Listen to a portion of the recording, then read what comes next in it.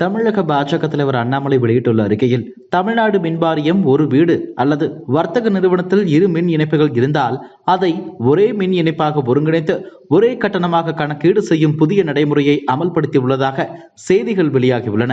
இதன்படி ஒரு வீட்டில் அல்லது நிறுவனத்தில் 2 மின் இணைப்புகள் இருந்தால் ஒருங்கிணைந்த இணைப்பாக கருதி மின் கட்டணத்தை கணக்கிடும் முறை இம்மாதம் முதல் நடைமுறைக்கு வந்துள்ளதாக தெரிகிறது. ஆனால் இந்த முறையில் வாடகைக்கு குடியிருப்பவர்களுக்கு எப்படி மின் கட்டணம் கணக்கிடப்படும் என்ற தெளிவே இல்லை. மேலும் 2 மின் இணைப்புகள் என்பது பெயர் அடிப்படையிலா அல்லது முகவரியின் அடிப்படையிலா, எதன் அடிப்படையில் வரையறுக்கப்படுகிறது என்பதற்கான விளக்கமும் இல்லை. இதனால் வாடகைக்கு குடியிருப்பவர்கள் 100 யூனிட் இலவச மின்சாரத்திற்கும் கட்டணம் செலுத்த நேரிடுமோ என்ற கேள்வி எழுகிறது.